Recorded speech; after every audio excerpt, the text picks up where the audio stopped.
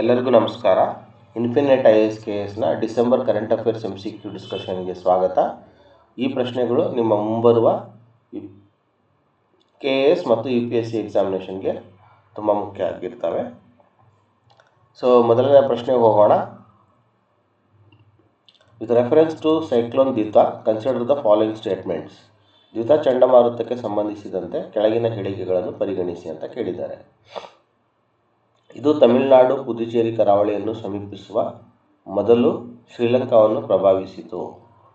2025 November ಅಂತ್ಯದ ವೇಳೆಗೆ ಇದು ನೈಋತ್ಯ ಬಂಗಾಳ ಕೊಲ್ಲಿಯಲ್ಲಿ ಉತ್ತರ ತಮಿಳುನಾಡು, ಪುದುಚೇರಿ ಕರಾವಳಿಗೆ ಹೊಂದಿಕೊಂಡ ಪ್ರದೇಶದಲ್ಲಿ ತೀವ್ರ ವಾಯುಭಾರ ಕುಸಿತವಾಗಿ ದುರ್ಬಲಗೊಂಡಿತು. ಉತ್ತರ ಹಿಂದೂ ಮಹಾಸಾಗರ ಅಸಾಮಾನ್ಯವಾಗಿ ಬೆಚ್ಚಗಿನ ನೀರು ಚಂಡಮಾರುತ ಸಂಬಂಧಿತ ತೀವ್ರ ಮಳೆಗೆ ಹೆಚ್ಚುವರಿ ಶಾಖ ಮತ್ತು ತೇವಾಂಶ ಒದಗಿಸಿತು. ಮೇಲಿನ ಎಷ್ಟು ಹೇಳಿಕೆಗಳು ಸರಿಯಾಗಿದೆ ಅಂತ ಕೇಳಿದ್ದಾರೆ. ಓಕೆ, ಇಂಗ್ಲೀಷಲ್ಲಿ ನೋಡೋದಾದರೆ, it affected Sri Lanka before approaching the Tamil Nadu Puducherry coast. By the end of November 2025, it had weakened into a deep depression over the southwest Bay of Bengal adjoining the North Tamil Nadu Puducherry coast. Unusually warm waters in the North Indian Ocean were identified as the factor that supplied additional heat and moisture to cyclone-related extreme rainfall. Okay. How many of the statements given above are correct ಅಂತ ಕೇಳಿದ್ದಾರೆ. All 3 statements correct ಇದೆ ಇಲ್ಲಿ. Okay, so all the 3 statements are correct. ಹಾಗಾಗಿ ಉತ್ತರ ಆಗಿರುತ್ತೆ C. Ditwah ಏನಿದೆಯಲ್ಲ, first caused severe weather over the Sri Lanka and then moved towards the Indian southeast coast. A tropical cyclone draws energy from the warm ocean water. Unusually high sea surface temperatures can enhance the evaporation, moisture supply and rainfall potential. The system subsequently weakened while remaining close enough to the influence the weather over Tamil Nadu and Puducherry ಅಂತ ನಾವು ಇಲ್ಲಿ ನೋಡ್ಬೋದು. Okay, ಮುಂದಿನ ಪ್ರಶ್ನೆ ಹೋಗೋಣ. Consider the following statements regarding the cold waves in India. ಭಾರತದಲ್ಲಿನ ಶೀತಗಾಳಿಗೆ ಸಂಬಂಧಿಸಿದಂತೆ ಕೆಳಗಿನ ಹೇಳಿಕೆಗಳನ್ನು ಪರಿಗಣಿಸಿ. ಬಯಲು ಪ್ರದೇಶಗಳಲ್ಲಿ ಕನಿಷ್ಠ ತಾಪಮಾನ 4 ಡಿಗ್ರಿ ಸೆಂಟಿಗ್ರೇಡ್ ಅಥವಾ ಅದಕ್ಕಿಂತ ಕಡಿಮೆ ಇದ್ದರೆ IMD's ಶೀತಗಾಳಿ ಮಾನದಂಡವನ್ನು ಪೂರೈಸಬಹುದು. ಬಯಲು ಪ್ರದೇಶದಲ್ಲಿ ಕನಿಷ್ಠ ತಾಪಮಾನ 2 ಡಿಗ್ರಿ ಸೆಂಟಿಗ್ರೇಡ್ ಅಥವಾ ಕಡಿಮೆ ಇದ್ದರೆ ತೀವ್ರ ಶೀತಗಾಳಿ ಎಂದು ಪರಿಗಣಿಸಬಹುದು. ಶೀತ ದಿನವನ್ನು ಕೇವಲ ಕನಿಷ್ಠ ತಾಪಮಾನದ ಸಾಮಾನ್ಯ ಮಟ್ಟದಿಂದ ಉಂಟಾಗುವ ವ್ಯತ್ಯಾಸದ ಆಧಾರದಲ್ಲಿ ನಿರ್ಧರಿಸಲಾಗುತ್ತದೆ. ಪಶ್ಚಿಮ ಅಸ್ತವ್ಯಸ್ತತೆಗಳು ಕನಿಷ್ಠ ತಾಪಮಾನವನ್ನು ತಾತ್ಕಾಲಿಕವಾಗಿ ಹೆಚ್ಚಿಸಿ ಅವು ದಾಟಿದ ನಂತರ ತಾಪಮಾನ ಇಳಿಕೆಗೆ ಕಾರಣವಾಗಬಹುದು. So consider the following statements. For plain stations, an actual minimum temperature of 4 degree centigrade or less satisfy the IMD cold wave criterion. An actual minimum temperature of 2 degree Celsius or less may qualify as severe cold wave in the plains. A cold day is determined solely from the departure of the minimum temperature from normal. Western disturbances can temporarily raise the minimum temperatures followed by a fall after their passage. So how many of the statements are correct ಅಂತ ಕೇಳಿದ್ದಾರೆ. Only 3 statements. So only 3 statements out of 4 statements are correct. So ನೋಡಿ, ಇಲ್ಲಿ ಕೇವಲ 1, 2 ಮತ್ತು 4ನೇ ಹೇಳಿಕೆಗಳು ಮಾತ್ರ ಸರಿಯಾಗಿದೆ. 3ನೇ ಹೇಳಿಕೆ ಏನಿದೆಯಲ್ಲ ಅದು ತಪ್ಪಾಗಿದೆ ಅಂತ ಇಲ್ಲಿ ನಾವು ನೋಡ್ಬೋದು. ಮುಂದಿನ ಪ್ರಶ್ನೆ ಹೋಗೋಣ.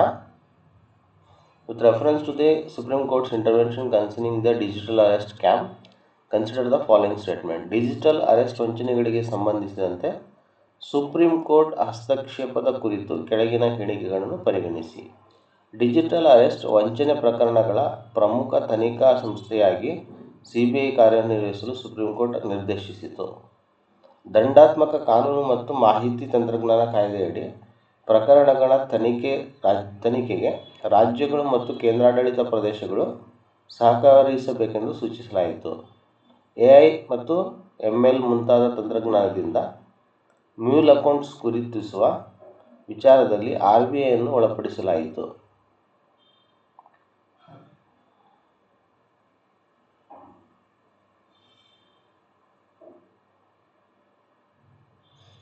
ಅಂತಾರಾಷ್ಟ್ರೀಯ ಸಂಪರ್ಕಗಳನ್ನು ತನಿಖೆ ಮಾಡಲು ಸಿಬಿಐ ಇಂಟರ್ಪೋಲ್ ಜೊತೆ ಸಮನ್ವಯ ಸಾಧಿಸಬಹುದು. ಡಿಜಿಟಲ್ ಅರೆಸ್ಟ್ BNSS ಅಡಿಯಲ್ಲಿ ಕಾನೂನುಬದ್ಧ ಬಂಧನ ವಿಧಾನವಾಗಿದೆ. The Supreme Court directed the CBI to act as the principal investigation agency for the digital arrest scams cases. States and union territories were asked to facilitate investigation in cases involving penal laws and the Information Technology Act. RBI was brought into the proceedings regarding the identification of the mule accounts using the technological tools including AI and ML machine learning. CBI may coordinate with Interpol while investigating international linkages. Digital arrest is legally recognized method of arrest under the ಭಾರತೀಯ ನಾಗರಿಕ ಸುರಕ್ಷಾ ಸಂಹಿತ. So ಎಷ್ಟು ಹೇಳಿಕೆಗಳು ಸರಿಯಾಗಿದೆ ಅಂತ ನೋಡಿದಾಗ 4 ಹೇಳಿಕೆಗಳು ಮಾತ್ರ ಸರಿಯಾಗಿರುತ್ತೆ out of 5 statements. So 1ರಿಂದ 4ನೇ ಹೇಳಿಕೆಗಳು ಸರಿಯಾಗಿದೆ. ನೋಡಿ, ಇಲ್ಲಿ ಡಿಜಿಟಲ್ ಅರೆಸ್ಟ್ ಏನಿದೆಯಲ್ಲ ಅದು BNSS ಅಂಡರಲ್ಲಿ ಇನ್ನೂ ರೆಕಗ್ನೈಸ್ ಆಗಿಲ್ಲ. ಸೊ ಹಾಗಾಗಿ 5ನೇ ಹೇಳಿಕೆ ಇಲ್ಲಿ ತಪ್ಪಾಗಿರುತ್ತೆ ಅಂತ ನಾವಿಲ್ಲಿ ನೋಡ್ಬೋದು. ಓಕೆ, ಹಿಂದಿನ ಎಲ್ಲ ಹೇಳಿಕೆಗಳು ಸರಿಯಾಗಿದೆ ಅಂತ ನಾವು ನೋಡ್ಬೋದು. ಮುಂದಿನ ಪ್ರಶ್ನೆ ಹೋಗೋಣ. Consider the following statements regarding the December 2025 tax proposals concerning the pan masala and tobacco. Okay, pan masala ಮತ್ತು ತಂಬಾಕುಗಳಿಗೆ ಸಂಬಂಧಿಸಿದ ಡಿಸೆಂಬರ್ 2025ರ ತೆರಿಗೆ ಪ್ರಸ್ತಾವನೆಗಳ ಕುರಿತು ಕೆಳಗಿನ ಹೇಳಿಕೆಗಳನ್ನು ಪರಿಗಣಿಸಿ. ಕೇಂದ್ರವು health security national security cess bill 2025 ಮಂಡಿಸಿತು. ಪಾನ್ ಮಸಾಲ ಮೇಲಿನ ಪ್ರಸ್ತಾವಿತ ಸೆಸ್ ಅನ್ನು ಕೇವಲ ಘೋಷಿತ ಚಿಲ್ಲರೆ ವಹಿವಾಟುಗಳಲ್ಲದೆ ಉತ್ಪಾದನಾ ಸಾಮರ್ಥ್ಯ ಮತ್ತು ಅಥವಾ ಯಂತ್ರೋಪಕರಣಗಳೊಂದಿಗೆ ಜೋಡಿಸಲಾಗಿದೆ. ತಂಬಾಕು ಉತ್ಪನ್ನಗಳಿಗೆ ಹೆಚ್ಚಿನ ಕೇಂದ್ರ ಅಬಕಾರಿ ಸುಂಕ ವಿಧಿಸಲು ತಿದ್ದುಪಡಿ ತರಲಾಯಿತು. ಈ ಕ್ರಮಗಳು GST ಕಾಂಪನ್ಸೇಷನ್ ಸೆಸ್ ಹಂತವಾಗಿ ಅಂತ್ಯಗೊಳ್ಳುವ ಪ್ರಕ್ರಿಯೆಗೆ ಸಂಬಂಧಿಸಿದ್ದವು.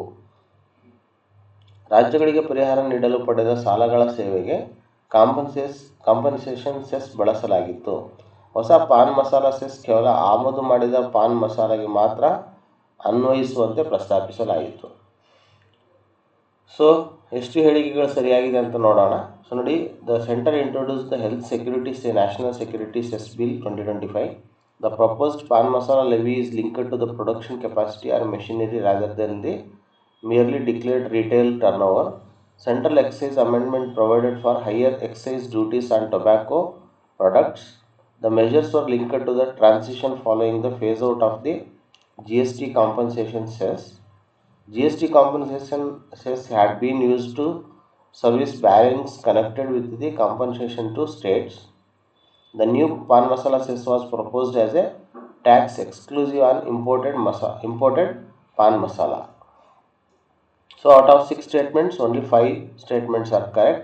See, statements 1 to 5 are correct and statement 6 is incorrect. Okay, so you can just observe it. 6ನೇ ಒಂದು ಸ್ಟೇಟ್ಮೆಂಟ್ ಏನಿದೆಯಲ್ಲ, ಹೇಳಿಕೆ ಏನಿದೆ ಅದೆಲ್ಲ ತಪ್ಪಾಗಿದೆ. ಸೊ ಇನ್ನು 5 ಹೇಳಿಕೆಗಳು ಸರಿಯಾಗಿದೆ ಅಂತ ನಾವು ನೋಡ್ಬೋದು. ನೋಡಿ, ವಿವರಣೆ ಕೂಡ ನೀವು ನೋಡ್ಕೊತ ಹೋಗಬೇಕು. ಸೊ ನಿಮಗೆ ಕ್ಲಾರಿಟಿ ಸಿಗುತ್ತೆ. ಮುಂದಿನ ಪ್ರಶ್ನೆಗೆ ಹೋಗೋಣ.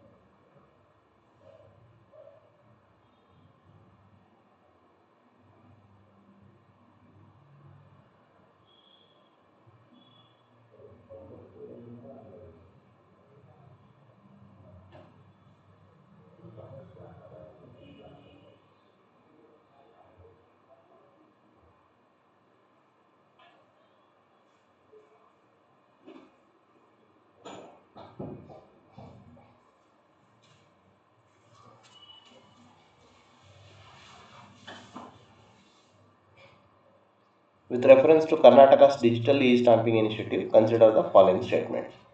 Digital e-stamp papers can be purchased through the Kaveri platform. Security features include a unique serial number, QR code, and digital watermark. A printed copy of the digital e-stamp is itself treated as the legally authoritative electronic original. Karnataka digital E stamping ವ್ಯವಸ್ಥೆ ಕುರಿತು ಕೆಳಗಿನ ಹೇಳಿಕೆಗಳನ್ನು ಪರಿಗಣಿಸಿ ಅಂತ ಕೊಟ್ಟಿದ್ದಾರೆ. ಕಾವೇರಿ ವೇದಿಕೆಯ ಮೂಲಕ digital E stamp ಖರೀದಿಸಬಹುದು. ವಿಶಿಷ್ಟ ಸರಣಿ ಸಂಖ್ಯೆ, QR ಕೋಡ್ ಮತ್ತು ಡಿಜಿಟಲ್ ವಾಟರ್ಮಾರ್ಕ್ ಭದ್ರತಾ ಲಕ್ಷಣಗಳಾಗಿವೆ. ಡಿಜಿಟಲ್ ಇ ಸ್ಟಾಂಪ್ ಮುದ್ರಿತ ಪ್ರತಿಯೇ ಕಾನೂನುಬದ್ಧ ಮೂಲ ಎಲೆಕ್ಟ್ರಾನಿಕ್ ದಾಖಲೆ ಎಂದು ಪರಿಗಣಿಸಲಾಗುತ್ತದೆ. ಸೊ ಕೇವಲ 2 ಹೇಳಿಕೆಗಳು ಮಾತ್ರ ಸರಿಯಾಗಿದೆ. So statements 1 and 2 are correct. So statement 3 ಏನಿದೆಯಲ್ಲ ಅದು ಕರೆಕ್ಟ್ ಇಲ್ಲ ಅಂತ ನಾವು ಇಲ್ಲಿ ನೋಡ್ಬೋದು. ಓಕೆ, ಸೊ ಮುಂದಿನ ಒಂದು ಪ್ರಶ್ನೆಗೆ ಹೋಗೋಣ. ರಿಗಾರ್ಡಿಂಗ್ ಕರ್ನಾಟಕ ಇ ಸ್ವತ್ತು 2.0 ಕನ್ಸಿಡರ್ ದ ಫಾಲೋಯಿಂಗ್ ಸ್ಟೇಟ್ಮೆಂಟ್. ಕರ್ನಾಟಕದ ಇ ಸ್ವತ್ತು 2.0 ಕುರಿತು ಕೆಳಗಿನ ಹೇಳಿಕೆಗಳನ್ನು ಪರಿಗಣಿಸಿ. ಇದು ಮುಖ್ಯವಾಗಿ ಗ್ರಾಮ ಪಂಚಾಯಿತಿ ವ್ಯಾಪ್ತಿಯ ಆಸ್ತಿ ದಾಖಲೆ ಮತ್ತು ಸೇವೆಗಳಿಗೆ ಸಂಬಂಧಿಸಿದೆ. ಸುಮಾರು 95 ಲಕ್ಷ ಆಸ್ತಿಗಳನ್ನು ಅಧಿಕೃತ ಆಸ್ತಿ ದಾಖಲೆ ವ್ಯವಸ್ಥೆಗೆ ತರಲು ಪರಿಷ್ಕೃತ ವೇದಿಕೆ ಉದ್ದೇಶಿಸಿದೆ. ಗ್ರಾಮ ಪಂಚಾಯಿತಿಗಳ ಸ್ವಂತ ಆದಾಯವನ್ನು ಹೆಚ್ಚಿಸಲು ಇದು ನೆರವಾಗುವ ನಿರೀಕ್ಷೆ ಇದೆ. ಇದು ಕೇವಲ ಬೆಂಗಳೂರು ನಗರದಲ್ಲಿನ BBMP ಆಸ್ತಿ ತೆರಿಗೆ ಪೋರ್ಟಲ್ ಆಗಿದೆ. ಸೊ ಎಷ್ಟು ಹೇಳಿಕೆಗಳು ಸರಿಯಾಗಿದೆ ಅಂತ ನೋಡಿದಾಗ ಇಲ್ಲಿ 3 ಹೇಳಿಕೆಗಳು ಮಾತ್ರ ಸರಿಯಾಗಿದೆ. ಸೊ ಆ ಹೇಳಿಕೆಗಳು ಯಾವುದಂತ ಹೇಳಿದರೆ ಸ್ಟೇಟ್ಮೆಂಟ್ 1 ಇಂದ 3 ವರೆಗೂ ಇದೆ. Okay, so consider the following statements regarding the Heron MK ಅಂತ ಇದೆ. ಸೊ ಹೆರಾನ್ MK ಕುರಿತು ಕೆಳಗಿನ ಹೇಳಿಕೆಗಳನ್ನು ಪರಿಗಣಿಸಿ. It is of Israel origin. It belongs to broadly to the medium altitude long endurance UAV class. Satellite communication enhanced its beyond line of sight operation. India moved to procure additional Heran MKs under the emergency procurement offer Operation Sindhu. It's primarily a disposable loitering munitions designed to destroy itself on the impact. So how many statements are correct anta ide? Only 4 statements. Statement 1 to 4 are correct. So ನೋಡಿ, ಇಲ್ಲಿ ಇದು Israeli ಮೂಲದ UAV ಆಗಿದೆ. So ಇದು ಸಾಮಾನ್ಯವಾಗಿ medium altitude long endurance ವರ್ಗಕ್ಕೆ ಸೇರಿದೆ. ಉಪಗ್ರಹ ಸಮೂಹವನ್ನು ದೃಷ್ಟಿರೇಖೆ ಮೀರಿದ ಕಾರ್ಯಾಚರಣೆಯನ್ನು ಸುಗಮಗೊಳಿಸುತ್ತದೆ. ಆಪರೇಷನ್ ಸಿಂಧೂರ್ ನಂತರ ತುರ್ತು ಖರೀದಿ ವ್ಯವಸ್ಥೆಯಡಿ ಹೆಚ್ಚುವರಿ ಹೆರಾನ್ MKಗಳನ್ನು ಖರೀದಿಸಲು ಭಾರತ ಮುಂದಾಯಿತು. ಇದು ಗುರಿಗೆ ಅಪ್ಪಳಿಸಿ ಸ್ವತಃ ನಾಶವಾಗುವ ಡಿಸ್ಪೋಸಬಲ್ ಲಾಯ್ಟ್ರಿಂಗ್ ಮ್ಯುನಿಷನ್ ಆಗಿದೆ. ಮೇಲಿನ ಎಷ್ಟು ಹೇಳಿಕೆಗಳು ಸರಿಯಾಗಿದೆ ಅಂತ ನೋಡಿದಾಗ 4 ಹೇಳಿಕೆಗಳು ಮಾತ್ರ ಸರಿಯಾಗಿದೆ. ಸೊ 5ನೇ ಹೇಳಿಕೆ ಇಲ್ಲಿ ತಪ್ಪಾಗಿದೆ ಅಂತ ನಾವಿಲ್ಲಿ ನೋಡ್ಬೋದು. ಓಕೆ,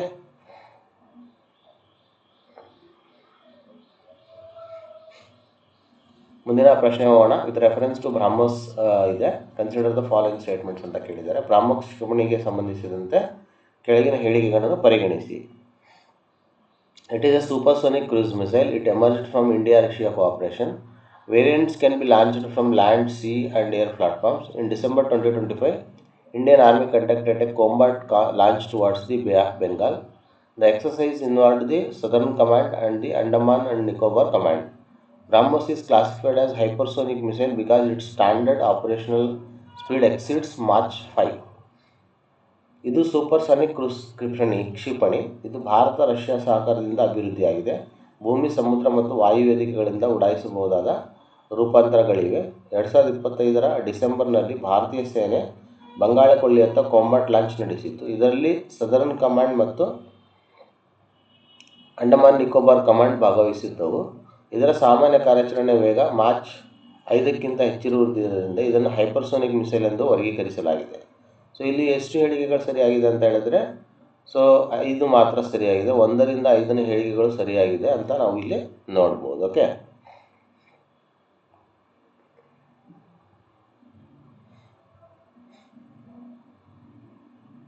ಮುಂದಿನ ಪ್ರಶ್ನೆ ಹೋಗೋಣ. Consider the following statements regarding the rare earth permanent magnets REPMs and India. India approved a rupees 7,280 crore scheme to promote the manufacturing of sintered rare earth permanent magnets. It targets 6,000 MTPA of integrated manufacturing capacity from rare earth oxides to finished magnets. India was dependent on imports for its entire demand for sintered FeB rare earth permanent magnets. So rare earth permanent magnets ಮತ್ತು ಭಾರತದ ಕುರಿತ ಹೇಳಿಕೆಗಳನ್ನು ಪರಿಗಣಿಸಿ ಅಂತ ಕೇಳಿದ್ದಾರೆ.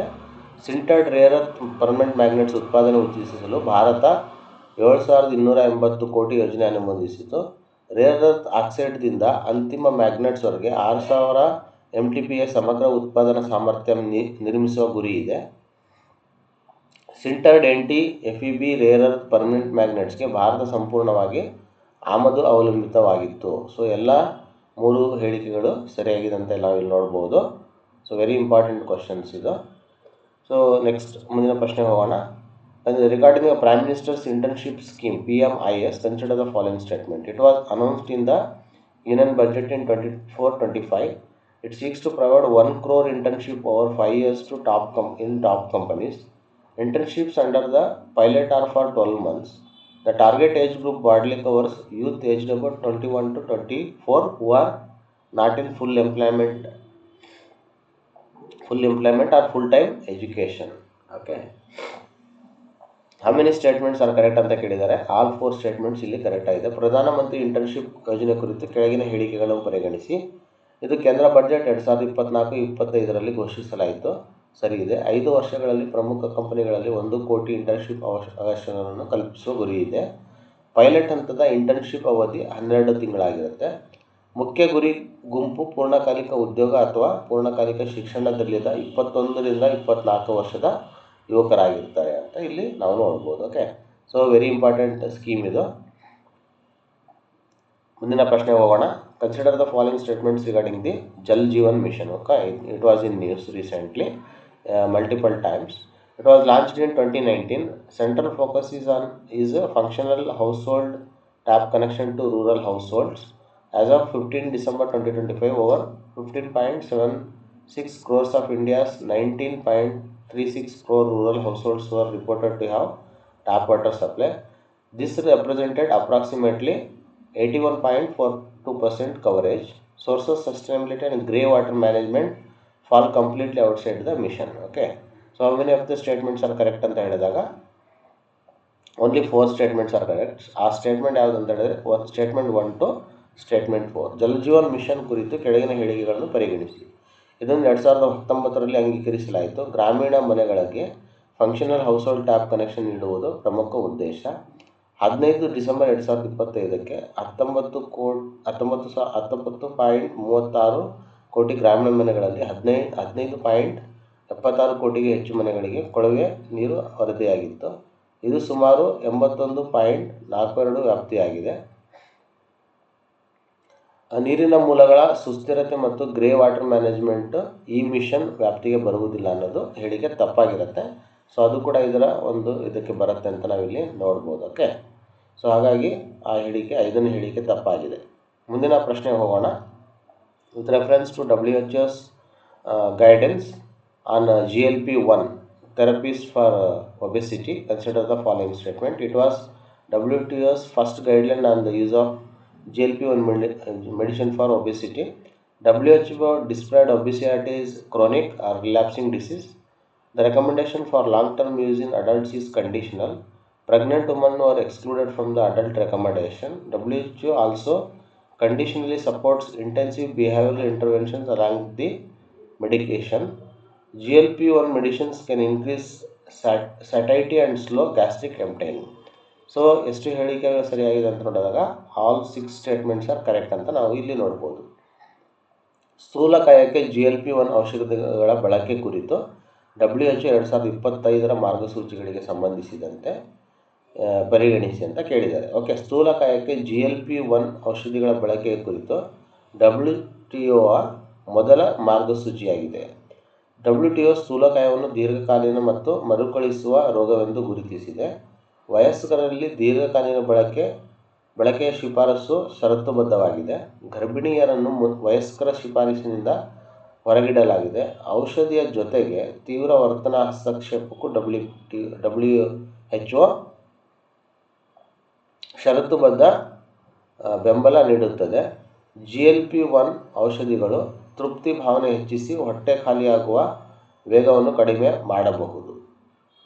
So ಎಷ್ಟು ಹೇಳಿಕೆಗಳು ಸರಿಯಾಗಿದೆ ಅಂತ ನೋಡಿದಾಗ ಎಲ್ಲ 6 ಹೇಳಿಕೆಗಳು ಇಲ್ಲಿ ಸರಿಯಾಗಿದೆ ಅಂತ ನಾವು ನೋಡ್ಬೋದು. ಓಕೆ, ವಿವರಣೆ ಕೂಡ ನೋಡ್ಕೊತ ಬನ್ನಿ ನೀವು. ಸೊ ನಿಮಗೆ PDF ಬೇಕಂತ ಹೇಳಿದ್ರೆ ನಮ್ಮ ವೆಬ್ಸೈಟಲ್ಲಿ ನಿಮಗೆ ಸಿಗುತ್ತೆ, ಅದನ್ನು ಡೌನ್ಲೋಡ್ ಮಾಡ್ಕೋಬೋದು. ನೆಕ್ಸ್ಟ್ ಮುಂದಿನ ಪ್ರಶ್ನೆ, consider the following statements about the denotified nomadic and semi-nomadic tribes. Census 2027 is set to enumerate denotified DNT communities in a significant first for independent India. The Development and Welfare Board for Denotified Nomadic and Semi-Nomadic Communities was constituted in 2019. Seed scheme is associated with welfare intervention for the DNT communities. Okay. So ಎಷ್ಟು ಹೇಳಿಕೆಗಳು ಸರಿಯಾಗಿದೆ ಅಂತ ನೋಡಿದಾಗ all 3 statements are correct. ವಿಮುಕ್ತ ಅಲೆಮಾರಿ ಮತ್ತು ಅರೆ ಅಲೆಮಾರಿ ಬುಡಕಟ್ಟು ಸಮುದಾಯಗಳ ಕುರಿತು ಕೆಳಗಿನ ಹೇಳಿಕೆಗಳನ್ನು ಪರಿಗಣಿಸಿ ಅಂತ ಕೇಳಿದ್ದಾರೆ. Very important question. 2027ರ ಜನಗಣತಿಯಲ್ಲಿ ಸ್ವತಂತ್ರ ಭಾರತದ ಇತಿಹಾಸದಲ್ಲಿ ಮಹತ್ವದ ಹೆಜ್ಜೆಯಾಗಿ DNT ಸಮುದಾಯಗಳ ಗಣತಿ ನಡೆಸಲು ಉದ್ದೇಶಿಸಲಾಗಿದೆ. ಸರಿಯಾದ ಸ್ಟೇಟ್ಮೆಂಟು. DNT ಅಲೆಮಾರಿ ಮತ್ತು ಅರೆ ಅಲೆಮಾರಿ ಸಮುದಾಯಗಳ ಅಭಿವೃದ್ಧಿ ಮತ್ತು ಕಲ್ಯಾಣ ಮಂಡಳಿಯನ್ನು 2019ರಲ್ಲಿ ರಚಿಸಲಾಯಿತು. ಸೀಡ್ ಯೋಜನೆ DNT ಸಮುದಾಯಗಳ ಕಲ್ಯಾಣ ಕ್ರಮಗಳಿಗೆ ಸಂಬಂಧಿಸಿದೆ ಅಂತ. ಮೇಲಿನ ಎಷ್ಟು ಹೇಳಿಕೆಗಳು ಸರಿಯಾಗಿದೆ ಅಂದರೆ 3 ಹೇಳಿಕೆಗಳಲ್ಲಿ ಸರಿಯಾಗಿದೆ ಅಂತ ನಾವಿಲ್ಲಿ ನೋಡ್ಬೋದು. ಓಕೆ, ಸೊ ಮುಂದಿನ ಪ್ರಶ್ನೆಗೆ ಹೋಗೋಣ. Consider the following statements regarding the chief election commissioner Gyanesh Kumar on the international IDEA. So Gnanesh Kumar assumed the chairship of the International IDEA's Council of Member States on 3 December 2025. The chairship is for the year 2026. India is the founding member of the state of International IDEA. International IDEA is headquarters in the Stockholm, Sweden. So all 4 statements are correct. ಮುಖ್ಯ ಚುನಾವಣಾ ಆಯುಕ್ತ ಜ್ಞಾನೇಶ್ ಕುಮಾರ್ ಮತ್ತು international IDEA ಕುರಿತು ಕೆಳಗಿನ ಹೇಳಿಕೆಗಳನ್ನು ಪರಿಗಣಿಸಿ. Gyanesh Kumar 3 December 2025ರಂದು international IDEA council of member states ಅಧ್ಯಕ್ಷೆ ವಹಿಸಿಕೊಂಡರು. ಈ ಅಧ್ಯಕ್ಷತೆ 2026ನೇ ವರ್ಷಕ್ಕೆ ಸಂಬಂಧಿಸಿದೆ. ಭಾರತ ಇಂಟರ್ನ್ಯಾಷನಲ್ IDEA ಸ್ಥಾಪಕ ಸದಸ್ಯ ರಾಷ್ಟ್ರವಾಗಿದೆ. ಇಂಟರ್ನ್ಯಾಷನಲ್ IDEA ಕೇಂದ್ರ ಕಚೇರಿ ಸ್ವೀಡನ್ನ ಸ್ಟಾಕ್ಹೋಮ್ನಲ್ಲಿದೆ. ಎಷ್ಟು ಹೇಳಿಕೆಗಳು ಅಂತ ಹೇಳಿದಾಗ 4 ಹೇಳಿಕೆಗಳಲ್ಲಿ ಸರಿಯಾಗಿದೆ ಅಂತ ನಾವು ನೋಡ್ಬೋದು.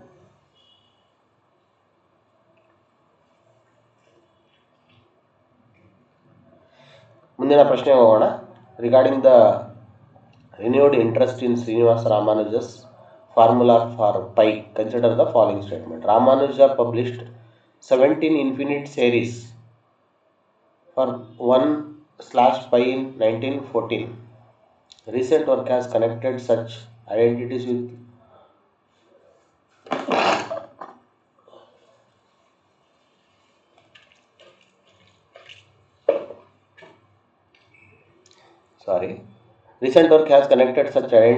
logarithmic conformal field theories. Conformal field theory has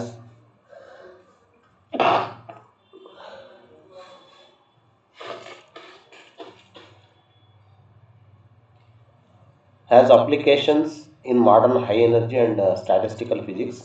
The work illustrates how century-old pure mathematics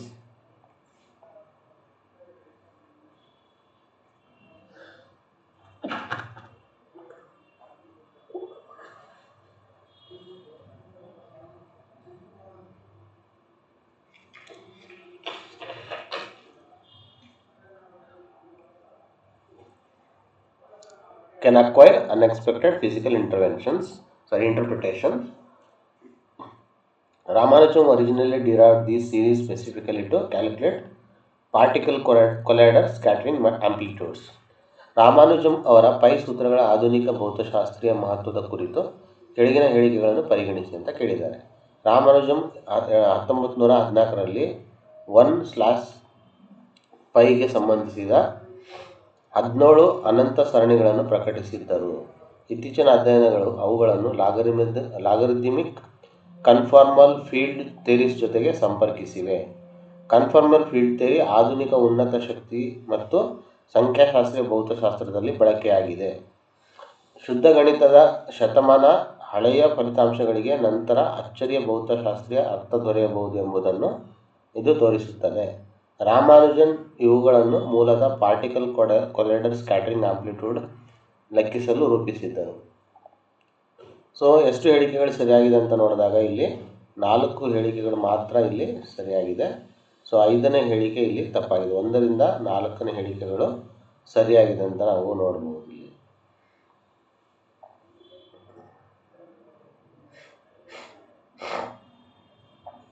ಮುಂದಿನ ಪ್ರಶ್ನೆ ಹೋಗೋಣ. Consider the following statements regarding the India's national critical mineral mission. It was approved in 2025. It covers exploration and mining of critical minerals. Beneficiation and processing form part of its value chain approach. Recovery from end-of-life products and recycling are included. Securing overseas critical mineral asset forms part of India's broader mineral security strategy. Mission is restricted exclusively to the lithium and cobalt. ಭಾರತದ ರಾಷ್ಟ್ರೀಯ ನಿರ್ಣಾಯಕ ಖನಿಜ mission ಕುರಿತು ಕೆಳಗಿನ ಹೇಳಿಕೆಗಳನ್ನು ಪರಿಗಣಿಸಿ. ಇದನ್ನು 2025ರಲ್ಲಿ ಅನುಮೋದಿಸಲಾಯಿತು. ನಿರ್ಣಾಯಕ ಖನಿಜಗಳ ಅನ್ವೇಷಣೆ ಮತ್ತು ಗಣಿಗಾರಿಕೆಗೆ ಒಳಗೊಂಡಿದೆ. ಬೆನಿಫಿಕೇಷನ್ ಮತ್ತು ಪ್ರೊಸೆಸಿಂಗ್ ಮೌಲ್ಯ ಸರಪಳಿಯ ಭಾಗವಾಗಿದೆ. ಬಳಕೆ ಮುಗಿದ ಉತ್ಪನ್ನಗಳಿಂದ ಖನಿಜ ಮರುಪಡೆಯುವುದು ಮತ್ತು ರೀಸೈಕ್ಲಿಂಗ್ ಒಳಗೊಂಡಿದೆ. ವಿದೇಶಿ ಖನಿಜ ಆಸ್ತಿಗಳನ್ನು ಸುರಕ್ಷಿತಗೊಳಿಸುವುದು ಭಾರತ ವ್ಯಾಪಕ ಮಿನರಲ್ ಸೆಕ್ಯುರಿಟಿ ತಂತ್ರದ ಭಾಗವಾಗಿದೆ. ಮಿಷನ್ ಕೇವಲ ಲಿಥಿಯಂ ಮತ್ತು ಕೋಬಾಲ್ಟ್ಗೆ ಸೀಮಿತವಾಗಿದೆ. ಓಕೆ, ಸೊ 1ರಿಂದ 5ನೇ ಹೇಳಿಕೆಗಳು ಏನಿದೆಯಲ್ಲ ಅದು ಸರಿಯಾಗಿರೋದ್ರಿಂದ ಸೊ ಉತ್ತರ ಆಗಿರುತ್ತೆ ನಿಮಗೆ ಸಿ. ಕೇವಲ 5 ಹೇಳಿಕೆಗಳು ಮಾತ್ರ ಸರಿಯಾಗಿದೆ ಅಂತ ನೋಡ್ಬೋದು ಇಲ್ಲಿ. ಸೊ ಬೇರೆ ಮಿನರಲ್ಸ್ಗೂ ಸಂಬಂಧಪಟ್ಟಿದೆ. ಭಾರತದ ಕ್ರಿಟಿಕಲ್ ಮಿನರಲ್ ಪಟ್ಟಿ ಲಿಥಿಯಂ ಮತ್ತು ಕೋಬಾಲ್ಟ್ಗಿಂತ ಬಹಳ ವಿಶಾಲವಾಗಿದ್ದು ಕ್ಲೀನ್ ಎನರ್ಜಿ, ಎಲೆಕ್ಟ್ರಾನಿಕ್ಸ್, ಡಿಫೆನ್ಸ್ ಮತ್ತು ಅಡ್ವಾನ್ಸ್ ಮ್ಯಾನುಫ್ಯಾಕ್ಚರಿಂಗ್ಗೆ ಅಗತ್ಯವಿರುವ ಅನೇಕ ಖನಿಜಗಳನ್ನು ಕೂಡ ಒಳಗೊಂಡಿದೆ ಅಂತ ನಾವಿಲ್ಲಿ ನೋಡ್ಬೋದು. ಓಕೆ, ಸೊ ಮುಂದಿನ ಪ್ರಶ್ನೆ ಹೋಗೋಣ. With reference to the Karnataka's hate speech and hate crimes prevention bill 2025, consider the following statements. Offences under the proposed framework were made cognizable and non-bailable. The bill prescribed imprisonment extended up to 7 years for the first offence. Both bona fide works relating to science, literature, art, learning were provided certain safeguards or exceptions. So all 3 statements are correct. Karnataka hate speech and hate crimes prevention bill ಕುರಿತು ಕೆಳಗಿನ ಹೇಳಿಕೆಗಳನ್ನು ಪರಿಗಣಿಸಿ. ಪ್ರಸ್ತಾವಿತ ವ್ಯವಸ್ಥೆಯಡಿ ಅಪರಾಧಗಳನ್ನು cognisable and non bailable ಆಗಿ ಪರಿಗಣಿಸಲಾಗಿದೆ. ಮೊದಲ ಅಪರಾಧಕ್ಕೂ 7 ವರ್ಷಗಳವರೆಗೆ ಶಿಕ್ಷೆಯ ವ್ಯವಸ್ಥೆ ಪ್ರಸ್ತಾಪಿಸಲಾಗಿದೆ.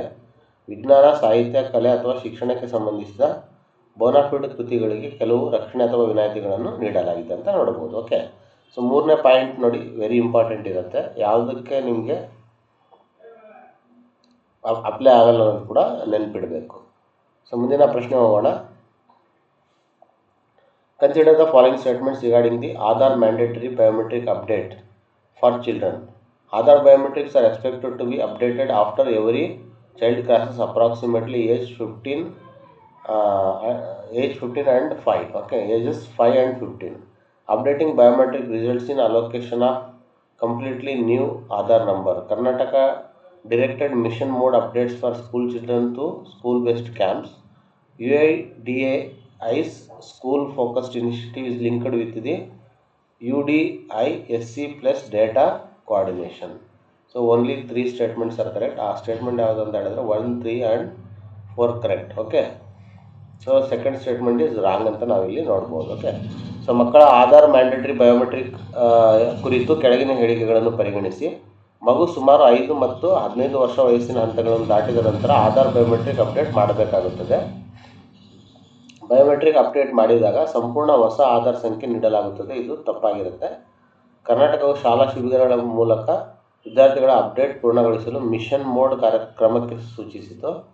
UIDAIಯ ಶಾಲಾ ಆಧಾರಿತ ಕ್ರಮ UDISC ಪ್ಲಸ್ ಡಾಟಾ ಕೋಆರ್ಡಿನೇಷನ್ಗೆ ಸಂಬಂಧಿಸಿದೆ ಅಂತ ನಾವು ನೋಡ್ಬೋದು. ಸೊ ಕೇವಲ 3 ಹೇಳಿಕೆಗಳು ಮಾತ್ರ ಇಲ್ಲಿ ಸರಿಯಾಗಿದೆ. ಸೊ ಮುಂದಿನ ಪ್ರಶ್ನೆ ಹೋಗೋಣ. With reference to the evolution of digital public infrastructure in India, consider the following statement. Aadhaar is associated with identity layer of India's DPI ecosystem. UPI forms a major digital payment layer.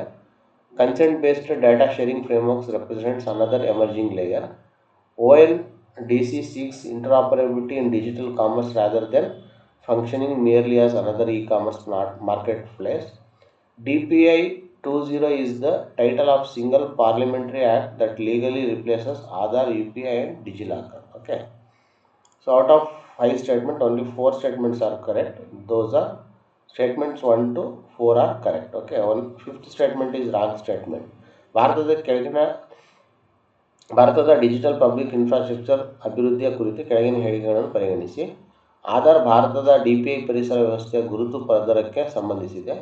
UPI ಪ್ರಮುಖ digital ಪಾವತಿ ಪದರವಾಗಿದೆ. Consent based data sharing framework ಮತ್ತೊಂದು ಬೆಳೆಯುತ್ತಿರುವ ಪದರವಾಗಿದೆ.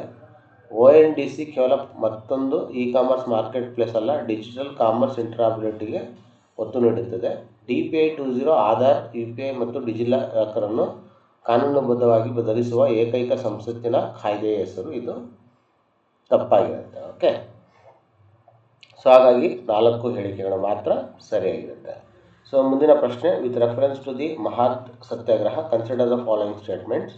It was led by Ambedkar. The first major action took place on the 20th March 1927. It asserted the right of oppressed caste to draw water from the public chowder tank. Mahat was then in the Bombay presidency. Manusmriti was publicly burnt during the December 2029 phase of the movement.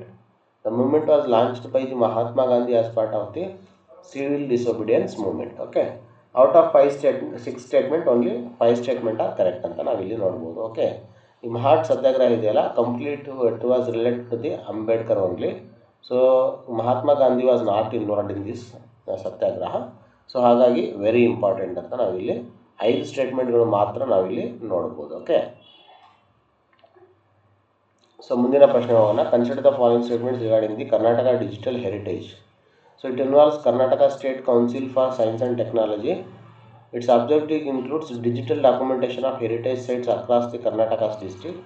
Technologies such as GIS and 3D documentation can be used in the program. Okay. So all the 3 statements are correct. Karnataka digital heritage ಕುರಿತು ಕೆಳಗಿನ ಹೇಳಿಕೆಗಳನ್ನು ಪರಿಗಣಿಸಿ. ಕರ್ನಾಟಕ ರಾಜ್ಯ ವಿಜ್ಞಾನ ಮತ್ತು ತಂತ್ರಜ್ಞಾನ ಮಂಡಳಿಯ ಇದರಲ್ಲಿ ಭಾಗವಹಿಸಿದೆ. ರಾಜ್ಯದ ವಿವಿಧ ಜಿಲ್ಲೆಗಳ ಪಾರಂಪರಿಕ ತಾಣಗಳ ಡಿಜಿಟಲ್ ದಾಖಲೀಕರಣ ಉದ್ದೇಶ ಇದಾಗಿದೆ. GIS ಮತ್ತು 3D ಡಾಕ್ಯುಮೆಂಟೇಷನ್ ತಂತ್ರಜ್ಞಾನವನ್ನು ಬಳಸಬಹುದು. ಓಕೆ. ಸೊ ಇಲ್ಲಿ ಎಲ್ಲ 3 ಸ್ಟೇಟ್ಮೆಂಟ್ಸ್ಗಳು ಇಲ್ಲಿ ಸರಿಯಾಗಿದೆ ಅಂತ ನೋಡ್ಬೋದು. ಸೊ ಮುಂದಿನ ಪ್ರಶ್ನೆ ಹೋಗೋಣ. Consider the following statements regarding the geographical identification in the context of the Karnataka. A GI links particular qualities, reputation or characteristics of goods to the geographical origin. A GI registration in India is governed by the Geographical Indication of the Goods Registration and Protection Act 1999. Mysore hosted GI Mahotsav 30 at the CSIR CFTRI campus in December 2025. Darjeeling tea is a Karnataka registered agriculture GI. Okay. So Darjeeling is belongs to the West Bengal. So ಹಾಗಾಗಿ ಅದು ನಮಗೆ ಸಂಬಂಧಪಟ್ಟಿರಲ್ಲ. So only 3 statements are correct. ನೋಡಿ, ಇಲ್ಲಿ ಮೈಸೂರು ಏನಿದೆಯಲ್ಲ, 2020 ಡಿಸೆಂಬರ್ನಲ್ಲಿ Mysuru CSIR ಮತ್ತು CFTRI ಆವರಣದಲ್ಲಿ GI ಮಹೋತ್ಸವ ನಡೆಸಿತು ಅಂತ ನಮಗೆ ನೆನಪಿರಲಿ. ಹಾಗಾಗಿ ಇದು ಕರೆಂಟ್ ಅಫೇರ್ಸಲ್ಲಿ ಇದ್ದಿದ್ದರಿಂದ ಇದು ಕೇಳಿದಂಥ ಒಂದು ಪ್ರಶ್ನೆ. ಸೊ ಮುಂದಿನ ಒಂದು ಪ್ರಶ್ನೆ ಹೋಗೋಣ.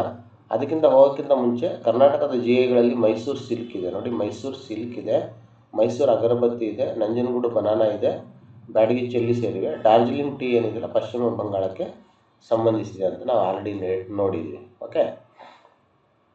ಮುಂದಿನ ಪ್ರಶ್ನೆ ಹೋಗೋಣ. Regarding the right to disconnect proposed reported in the December 2025, consider the following statement. It was introduced as the private members bill. It was associated with the MP Supriya Sule. It seeks to protect employees who do not respond to work related communication outside the prescribed work hours. Similar legal protection exists in certain European countries. By its mere introduction, it immediately became an enforceable fundamental right throughout India. Okay.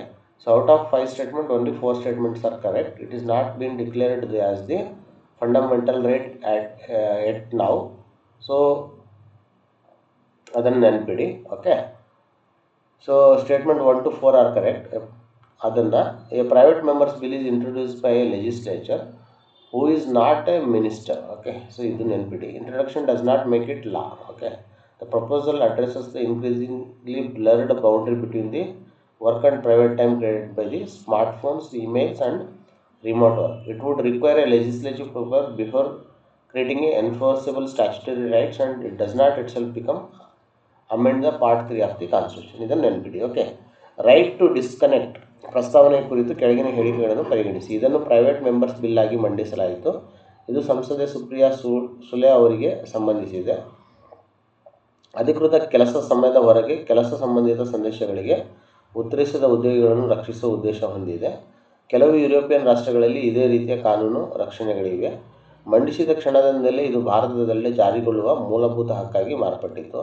ಇದು ತಪ್ಪಾದ ಒಂದು ಹೇಳಿಕೆ ಅಂತ ನಾವು ಇಲ್ಲಿ ನೋಡ್ಬೋದು. So ಮುಂದಿನ ಪ್ರಶ್ನೆ ಹೋಗೋಣ. Regarding the CSIR CFTRI's work on food for Indian astronauts, consider the following statements. CFTRI is located in Mysuru. Scientists have experimented with compact millet tablets. Paratha pills have been explored. Reformulated foods such as sambar rice, dosa and chapati have been considered. Space food must address nutrition, compactness and suitability for confined or microgravity environments. CFTRI is laboratory under the DOD rather than the CSIR.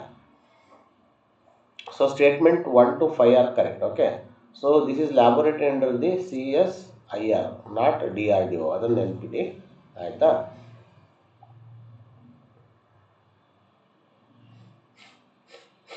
ಭಾರತೀಯ ಗಗನಯಾತ್ರಿಗಳಿಗೆ CSIR CFTRI ಅಭಿವೃದ್ಧಿಪಡಿಸುತ್ತಿರುವ ಆಹಾರದ ಕುರಿತು ಕೆಳಗಿನ ಹೇಳಿಕೆಗಳನ್ನು ಪರಿಗಣಿಸಿ. CFTRI ಮೈಸೂರಿನಲ್ಲಿದೆ, correct statement. ವಿಜ್ಞಾನಿಗಳು compact millet tablets ಮೇಲೂ ಪ್ರಯೋಗ ನಡೆಸಿದ್ದಾರೆ. ಪರಾಠಾ ಪಿಲ್ಸ್ ಪರಿಕಲ್ಪನೆಯನ್ನು ಪರಿಶೀಲಿಸಲಾಗಿದೆ. ಸಾಂಬಾರ್, ಅನ್ನ, ದೋಸೆ, ಚಪಾತಿ ಮುಂತಾದ ಆಹಾರಗಳ ಪರಿಶುದ್ಧ ರೂಪಗಳನ್ನು ಪರಿಗಣಿಸಲಾಗಿದೆ. ಬಾಹ್ಯಾಕಾಶ ಆಹಾರವು ಪೌಷ್ಟಿಕತೆ, ಕಡಿಮೆ ಗಾತ್ರ ಮತ್ತು ಮೈಕ್ರೋಗ್ರಾವಿಟಿ ಪರಿಸ್ಥಿತಿಗೆ ಹೊಂದಿಕೊಳ್ಳಬೇಕು. ಓಕೆ, ಸೊ 6ನೇ ಸ್ಟೇಟ್ಮೆಂಟ್ ತಪ್ಪಾಗಿರುತ್ತೆ. ಸೊ ಹಾಗಾಗಿ ಕೇವಲ 5 ಹೇಳಿಕೆಗಳು ಮಾತ್ರ ಸರಿಯಾಗಿದೆ ಅಂತ ನೋಡ್ಬೋದು. Consider the following statements regarding the internationalisation of the UPI. IMF has recognized UPI as the world's largest retail fast payment system by transaction volume. India accounted for around 49% of the global real-time payment transaction volume in the cited international assessment. UPI or BHIM acceptance has expanded to countries such as Bhutan, UAE, France, Sri Lanka, Mauritius and Nepal. UPI is operated within the National Payments Corporation of India's ecosystem rather than directly by the IMF. So all 4 statement. UPI ಅಂತಾರಾಷ್ಟ್ರೀಯ ವಿಸ್ತರಣೆಗೆ ಸಂಬಂಧಿಸಿದಂತೆ ಕೆಳಗಿನ ಹೇಳಿಕೆಗಳನ್ನು ಪರಿಗಣಿಸಿ. IMF UPI ಅನ್ನು ವ್ಯವಹಾರ ಪ್ರಮಾಣದ ಆಧಾರದಲ್ಲಿ ವಿಶ್ವದ ಅತಿದೊಡ್ಡ ರಿಟೇಲ್ ಫಾಸ್ಟ್ ಪೇಮೆಂಟ್ ಸಿಸ್ಟಮ್ ಎಂದು ಗುರುತಿಸಿದೆ. ಉಲ್ಲೇಖಿತ ಅಂತಾರಾಷ್ಟ್ರೀಯ ಅಂಕಿಅಂಶದಲ್ಲಿ ಭಾರತ ಸುಮಾರು 49% ಜಾಗತಿಕ ರಿಯಲ್ ಟೈಮ್ ಪೇಮೆಂಟ್ಸ್ ವ್ಯವಹಾರ ಪ್ರಮಾಣ ಹೊಂದಿತ್ತು. Bhutan, UAE, France, Sri Lanka, Mauritius ಮತ್ತು ನೇಪಾಳ ಮುಂತಾದ ದೇಶಗಳಿಗೆ UPI BHIM ಸ್ವೀಕಾರ ವಿಸ್ತರಿಸಿದೆ. UPI ವ್ಯವಸ್ಥೆಯನ್ನು IMF ಅಲ್ಲ NPCI ಪರಿಸರ ವ್ಯವಸ್ಥೆ ನಿರ್ವಹಿಸುತ್ತದೆ, ಅಥವಾ ಪರಿಸರ ವ್ಯವಸ್ಥೆ ಅಲ್ಲ ನಿರ್ವಹಿಸುತ್ತದೆ. NPCI ಇದನ್ನು ನಿರ್ವಹಣೆ ಮಾಡುತ್ತೆ ಅಂತ ನೆನಪಿಡಬೇಕು. ಸೊ ಎಲ್ಲ ಹೇಳಿಕೆಗಳು ಇಲ್ಲಿ ಸರಿಯಾಗಿದೆ ಅಂತ ನಾವು ನೋಡ್ಬೋದು. ಸೊ ಮುಂದಿನ ಪ್ರಶ್ನೆ ಹೋಗೋಣ. With reference to the Fino payment banks December 2025 development, consider the following statement. RBI granted it in principle approval for transition into a small finance bank. It became the first payment bank to obtain such in principle approval. Small finance bank can undertake lending unlike payments banks restricted model. Payment banks are not permitted to undertake conventional lending from their own balance sheet. RBI approval converted Fino immediately into a universal bank without further regulatory requirements. So out of 5 statements, only 4 statements are correct. Fino payment ಬ್ಯಾಂಕ್ಸ್ನ December 2025 ಬೆಳವಣಿಗೆ ಕುರಿತು ಕೆಳಗಿನ ಹೇಳಿಕೆಗಳನ್ನು ಪರಿಗಣಿಸಿ. Small finance bank ಆಗಿ ಪರಿವರ್ತನೆಗೊಳ್ಳಲು RBI in principle approval ನೀಡಿತು. ಇಂತಹ ಅನುಮೋದನೆ ಪಡೆದ ಮೊದಲ ಪೇಮೆಂಟ್ ಬ್ಯಾಂಕ್ ಇದಾಗಿದೆ. ಪೇಮೆಂಟ್ ಬ್ಯಾಂಕ್ನ ನಿರ್ಬಂಧಿತ ಮಾದರಿಗೆ ವಿರುದ್ಧವಾಗಿ ಸ್ಮಾಲ್ ಫಿನಾನ್ಸ್ ಬ್ಯಾಂಕ್ ಲೆಂಡಿಂಗ್ ನಡೆಸಬಹುದು. ಪೇಮೆಂಟ್ಸ್ ಬ್ಯಾಂಕ್ಗೆ ತನ್ನ ಬ್ಯಾಲೆನ್ಸ್ ಶೀಟ್ನಿಂದ ಸಾಂಪ್ರದಾಯಿಕ ಸಾಲ ನೀಡಲು ಅನುಮತಿ ಇಲ್ಲ. RBI ಅನುಮೋದನೆಯಿಂದ ಯಾವುದೇ ಮುಂದಿನ ಪ್ರಕ್ರಿಯೆ ಇಲ್ಲದೆ ಫಿನೋ ತಕ್ಷಣ ಯೂನಿವರ್ಸಲ್ ಬ್ಯಾಂಕ್ ಆಯಿತು. ಓಕೆ, ಸೊ 1ರಿಂದ 4ನೇ ಹೇಳಿಕೆಗಳು ಮಾತ್ರ ಸರಿಯಾಗಿದೆ.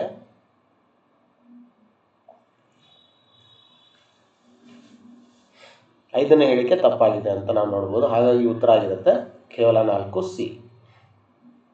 Consider the following statements regarding the Cayman Islands December 2025 outreach to India. Cayman sought information exchange arrangements with the Indian regulators or institutions including SEBI and GIFT City.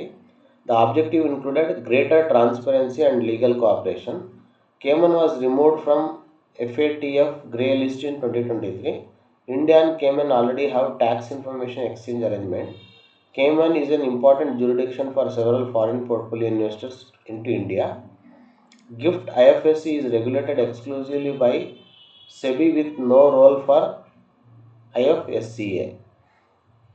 Cayman islands ಮತ್ತು gift city ಕುರಿತು ಕೆಳಗಿನ ಹೇಳಿಕೆಗಳನ್ನು ಪರಿಗಣಿಸಿ. Cayman, SEBI ಮತ್ತು gift city ಸೇರಿದಂತೆ ಭಾರತೀಯ ಸಂಸ್ಥೆಗಳೊಂದಿಗೆ information exchange ವ್ಯವಸ್ಥೆ ಬಯಸಿತು.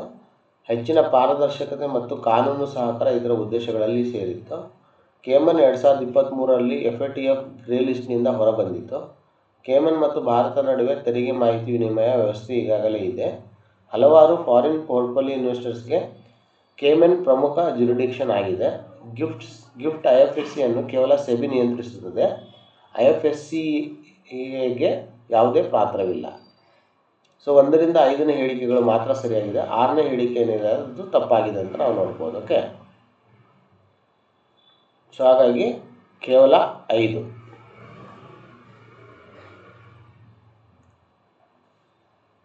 ಮುಂದಿನ ಪ್ರಶ್ನೆ ಹೋಗೋಣ. Consider the following statement regarding the crypto or virtual digital assets transaction in India, VDA. So reported video transactions value in India crossed rupees 51,000 crore during the 24-25. The reported value represented roughly 41% year-on-year growth. Transfers of virtual digital assets are subject to 1% TDS framework under the income tax and subject to prescribed condition. So all 3 statements are correct. ಭಾರತದಲ್ಲಿನ crypto ಅಥವಾ virtual digital asset ವ್ಯವಹಾರಗಳ ಕುರಿತು ಕೆಳಗಿನ ಹೇಳಿಕೆಗಳನ್ನು ಪರಿಗಣಿಸಿ. 2024-25ರಲ್ಲಿ ವರದಿಯಾದ VDA ವ್ಯವಹಾರ ಮೌಲ್ಯ 51,000 ಕೋಟಿಯನ್ನು ಮೀರಿತ್ತು. ಇದು ಸುಮಾರು 41% ವಾರ್ಷಿಕ ಬೆಳವಣಿಗೆ ದಾಖಲಿಸಿತು. ನಿರ್ದಿಷ್ಟ ಷರತ್ತುಗಳಡಿ ವರ್ಚುವಲ್ ಡಿಜಿಟಲ್ ಅಸೆಟ್ ವರ್ಗಾವಣೆಗೆ ಇನ್ಕಮ್ ಟ್ಯಾಕ್ಸ್ನಡಿ 1% TDS ವ್ಯವಸ್ಥೆ ಅನ್ವಯಿಸುತ್ತದೆ. 3 ಹೇಳಿಕೆಗಳು ಇಲ್ಲಿ ಸರಿಯಾಗಿದೆ ಅಂತ ನಾವಿಲ್ಲಿ ನೋಡ್ಬೋದು. ಓಕೆ, ಸೊ ಮುಂದಿನ ಪ್ರಶ್ನೆ ಹೋಗೋಣ. With reference to India's posts Dhruva framework, consider the following statements. Dhruva expands to digital hub for reference and unique virtual address. It is being developed within the India's post or digital address ecosystem. It seeks to enable address as a service through interoperable digital address infrastructure. It is an ISRO navigation satellite designed to replace Navig. Okay, so only 3 statements are correct. 1, 2, 3 statements are correct. So 4th statement is wrong. Okay, Dhruva ಎಂದರೆ digital hub for reference and unique virtual address. India ಪೋಸ್ಟ್ನ digital address ಎಕೋಸಿಸ್ಟಮ್ನಲ್ಲಿ ಇದನ್ನು ಅಭಿವೃದ್ಧಿಪಡಿಸಲಾಗಿದೆ. Interoperable digital address infrastructure ಮೂಲಕ address as a service ಒದಗಿಸುವ ಉದ್ದೇಶವಿದೆ. ಇದು ನಾವಿಕ್ ಬದಲಿಸಲು ಇಸ್ರೋ ನಿರ್ಮಿಸಿದ ನ್ಯಾವಿಗೇಷನ್ ಸ್ಯಾಟಲೈಟ್ ಆಗಿದೆ. ಸೊ 4ನೇ ಹೇಳಿಕೆ ತಪ್ಪಾಗಿದೆ. ಸೊ ಹಾಗಾಗಿ 3 ಹೇಳಿಕೆಗಳು ಮಾತ್ರ ಇಲ್ಲಿ ಸರಿಯಾಗಿದೆ ಅಂತ ನೋಡ್ಬೋದು. ಮುಂದಿನ ಪ್ರಶ್ನೆ ಹೋಗೋಣ. Consider the following statements regarding the large language models. Modern LLMs commonly use transformer-based architectures. They learn statistical patterns from large quantities of training data.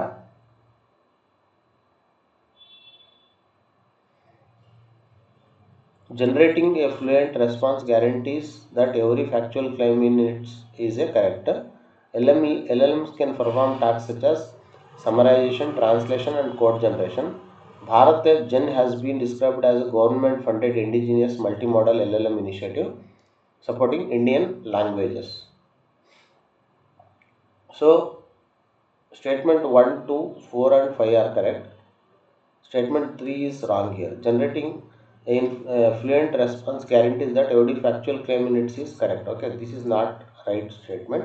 So except that statement, all statements are correct. Okay, large language models ಕುರಿತು ಕೆಳಗಿನ ಹೇಳಿಕೆಯನ್ನು ಪರಿಗಣಿಸಿ. ಕನ್ನಡದಲ್ಲಿ ನೋಡಿದಾಗ, ಆಧುನಿಕ LLMಗಳು ಸಾಮಾನ್ಯವಾಗಿ transformer architecture ಬಳಸುತ್ತವೆ. ದೊಡ್ಡ ಪ್ರಮಾಣದ ಟ್ರೈನಿಂಗ್ ಡಾಟಾಯಲ್ಲಿನ ಸಂಖ್ಯಾಶಾಸ್ತ್ರೀಯ ಮಾದರಿಗಳನ್ನು ಕಲಿಯುತ್ತವೆ. ಉತ್ತರ ನಿರರ್ಗಳವಾಗಿ ಕಂಡರೆ ಅದರ ಪ್ರತಿಯೊಂದು ಫ್ಯಾಕ್ಚುಯಲ್ ಕ್ಲೈಮ್ ಖಂಡಿತವಾಗಿ ಸರಿಯೇ ಆಗಿರುತ್ತದೆ. ಇದು ತಪ್ಪು ಸ್ಟೇಟ್ಮೆಂಟು. LLMsಗಳು ಸಮರೈಸೇಷನ್, ಟ್ರಾನ್ಸ್ಲೇಷನ್ ಮತ್ತು ಕೋಡ್ ಜನರೇಷನ್ ಮಾಡಬಹುದು. ಭಾರತೀಯ ಭಾಷೆಗಳನ್ನು ಬೆಂಬಲಿಸುವ ಸರ್ಕಾರದ ಅನುದಾನಿತ ಇಂಡಿಜಿನಿಯಸ್ ಮಲ್ಟಿಮೋಡಲ್ LLM ಇನಿಷಿಯೇಟಿವ್ ಆಗಿದೆ. ಓಕೆ, ಸೊ ಮೂರನೇ ಹೇಳಿಕೆ ತಪ್ಪಾಗಿದೆ, ಬೇರೆ ಎಲ್ಲ ಹೇಳಿಕೆಗಳು ಇಲ್ಲಿ ಸರಿಯಾಗಿದೆ ಅಂತ ನಾವು ನೋಡ್ಬೋದು. So regarding India's production linked incentive schemes ಬಗ್ಗೆ ಇದೆ. So PLI schemes covers 14 sectors. By around mid 2025, realized investment had crossed 1.8 lakh crore. Incremental production or sales had crossed 17 lakhs crore at the stage reported in December 2025. Employment generated was reported at over 12 lakh jobs. PLI incentives are fundamentally linked to achieving specified production or sales outcomes. Every MSME in India receives a PLI subsidy automatically irrespective of the sector and output. So out of 6 statements, only 5 statements are correct. Statement 1 to 5 are correct. So every MSME in India doesn't receive a PLI subsidy automatically irrespective of the sector and output. That we have to remember. ಭಾರತದ production linked incentives ಯೋಜನೆಗಳ ಕುರಿತು ಕೆಳಗಿನ ಹೇಳಿಕೆಗಳನ್ನು ಪರಿಗಣಿಸಿ. PLI ಯೋಜನೆಗಳು 14 ವಲಯಗಳನ್ನು ಒಳಗೊಂಡಿದೆ. ಸರಿಯಾಗಿದೆ ನೋಡಿ. 2025ರ ಮಧ್ಯಭಾಗದ ವೇಳೆಗೆ ರಿಯಲೈಸ್ಡ್ ಇನ್ವೆಸ್ಟ್ಮೆಂಟ್ಸ್ 1.8 ಲಕ್ಷ ಕೋಟಿಯನ್ನು ಮೀರಿತ್ತು. ಡಿಸೆಂಬರ್ನಲ್ಲಿ ವರದಿಯಾದ ಹಂತದಲ್ಲಿ ಇನ್ಕ್ರಿಮೆಂಟಲ್ ಪ್ರೊಡಕ್ಷನ್ ಅಥವಾ ಸೇಲ್ಸ್ 17 ಲಕ್ಷ ಕೋಟಿಯನ್ನು ಮೀರಿತ್ತು. ಅದು ಸರಿಯಿದೆ. 12 ಲಕ್ಷಕ್ಕೂ ಹೆಚ್ಚು ಉದ್ಯೋಗ ಸೃಷ್ಟಿಯಾಗಿದೆ ಎಂದು ವರದಿಯಾಯಿತು. PLI ಇನ್ಸೆಂಟಿವ್ಸ್ ನಿರ್ದಿಷ್ಟ ಇನ್ಕ್ರಿಮೆಂಟಲ್ ಪ್ರೊಡಕ್ಷನ್ ಅಥವಾ ಸೇಲ್ಸ್ ಫಲಿತಾಂಶಗಳಿಗೆ ಸಂಬಂಧಿಸಿದೆ. ಭಾರತದ ಪ್ರತಿಯೊಂದು MSMEಗೂ ವಲಯ ಅಥವಾ ಉತ್ಪಾದನೆಗೆ ಸಂಬಂಧಿಸಿದ ಸ್ವಯಂಚಾಲಿತ PLI ಸಬ್ಸಿಡಿ ಸಿಗುತ್ತೆ. ಅದು ತಪ್ಪಾದ ಹೇಳಿಕೆ. ಸೊ 1ರಿಂದ 5ನೇ ಹೇಳಿಕೆ ಮಾತ್ರ ಸರಿಯಾಗಿದೆ. ನೆಕ್ಸ್ಟ್ ಮುಂದಿನ ಪ್ರಶ್ನೆ. In the context of Cambodia-Thailand tensions in December 2025, consider the following statements.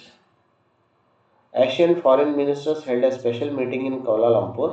Malaysia, as Asian chair, played a mediation role. The dispute involved Cambodia and Thailand land border.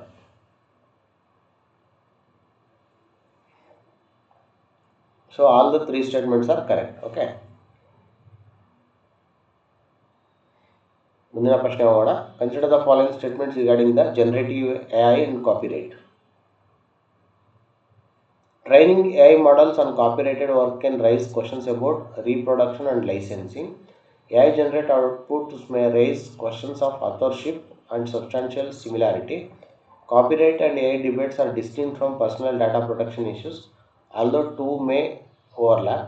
Under the Indian law, an AI model is automatically treated as an independent legal person capable of owning copyright in its own name. So statement 1 to 3 are correct. 4th statement is wrong. So only 3 statements are correct. So the answer will be C. Generative AI ಮತ್ತು copyright ಕುರಿತು ಕೆಳಗಿನ ಹೇಳಿಕೆಗಳನ್ನು ಪರಿಗಣಿಸಿ.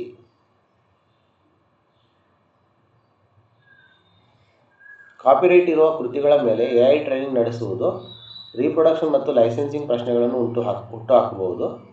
AI generated outputs ಆಥರ್ಶಿಪ್ಸ್ ಮತ್ತು substantial similarity ಪ್ರಶ್ನೆಗಳನ್ನು ಎಬ್ಬಿಸಬಹುದು. Copyright AI ವಿಚಾರಗಳು personal data ಪ್ರೊಟೆಕ್ಷನ್ನಿಂದ ವಿಭಿನ್ನವಾದರೂ ಕೆಲವು ಸಂದರ್ಭಗಳಲ್ಲಿ ಎರಡೂ ಒಟ್ಟಿಗೆ ಎದುರಾಗಬಹುದು. ಭಾರತೀಯ ಕಾನೂನಿನಡಿ AI ಮಾಡಲ್ ಸ್ವತಂತ್ರ ಲೀಗಲ್ ಪರ್ಸನ್ ಆಗಿ ತನ್ನ ಹೆಸರಿನಲ್ಲಿ ಕಾಪಿರೈಟ್ ಹೊಂದುತ್ತದೆ. ಸೊ 4ನೇ ಸ್ಟೇಟ್ಮೆಂಟ್ ಏನಿದೆಯಲ್ಲ ಅದು ತಪ್ಪಾಗಿರುತ್ತೆ, ಹೇಳಿಕೆ ತಪ್ಪಾಗಿದೆ. 1ರಿಂದ 3ನೇ ಹೇಳಿಕೆಗಳು ಮಾತ್ರ ಸರಿಯಾಗಿರುತ್ತೆ ಅಂತ ನಾವಿಲ್ಲಿ ನೋಡ್ಬೋದು. With reference to the India's offshore mineral auction framework, consider the following statement. The first tranche covered 13 offshore mineral blocks. 3 construction sand blocks were located off Kerala beyond the territorial waters. India has notified about 130 marine protected areas. More than 100 important coastal and maritime marine biodiversity have been prioritized for conservation. Action blocks were carved out excluding notified MPS and identified biodiversity sensitive areas. So all 5 statements are correct. Okay. ಭಾರತದ offshore mineral action ಫ್ರೇಮ್ವರ್ಕ್ಗೆ ಕುರಿತು ಕೆಳಗಿನ ಹೇಳಿಕೆಗಳನ್ನು ಪರಿಗಣಿಸಿ ಅಂತ ಹೇಳಿದ್ದಾರೆ. ಮೊದಲ ಹಂತದಲ್ಲಿ 13 offshore mineral blocks ಒಳಗೊಂಡಿದ್ದವು. ಕೇರಳದ ಸಮುದ್ರದಾಚೆ ಟೆರಿಟೋರಿಯಲ್ ವಾಟರ್ಸ್ ಹೊರಗೆ 3 ಕನ್ಸ್ಟ್ರಕ್ಷನ್ ಸ್ಯಾಂಡ್ ಬ್ಲಾಕ್ಸ್ ಇದ್ದವು. ಭಾರತದಲ್ಲಿ ಸುಮಾರು 130 ಮೆರೈನ್ ಪ್ರೊಟೆಕ್ಟೆಡ್ ಏರಿಯಾಸ್ ಅಧಿಸೂಚಿಸಲಾಗಿದೆ. 100ಕ್ಕೂ ಹೆಚ್ಚು important coastal and marine biodiversity areas ಸಂರಕ್ಷಣೆಗೆ ಆದ್ಯತೆ ಪಡೆದಿವೆ. ಅಧಿಸೂಚಿತ MPAಗಳು ಮತ್ತು ಬಯೋಡೈವರ್ಸಿಟಿ ಸೆನ್ಸಿಟಿವ್ ಪ್ರದೇಶಗಳನ್ನು ಹೊರತುಪಡಿಸಿ ಆಕ್ಷನ್ ಬ್ಲಾಕ್ ಗುರುತಿಸಲಾಯಿತು. ಸೊ ಎಲ್ಲ 5 ಹೇಳಿಕೆಗಳು ಇಲ್ಲಿ ಸರಿಯಾಗಿದೆ ಅಂತ ನಾವು ನೋಡ್ಬೋದು. ಸೊ ಮುಂದಿನ ಪ್ರಶ್ನೆ ಹೋಗೋಣ.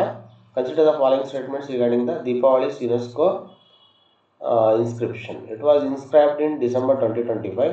It entered UNESCO's representative list of intangible cultural heritage of humanity. The decision was taken at the 20th session of the relevant intergovernmental committee. The session was held in New Delhi. The inscription operates under the UNESCO's 2003 Convention for the Safeguarding of the Intangible Cultural Heritage. UNESCO's inscription automatically makes Deepavali a mandatory public holiday in every UN member states. Okay. So statement 6 is wrong.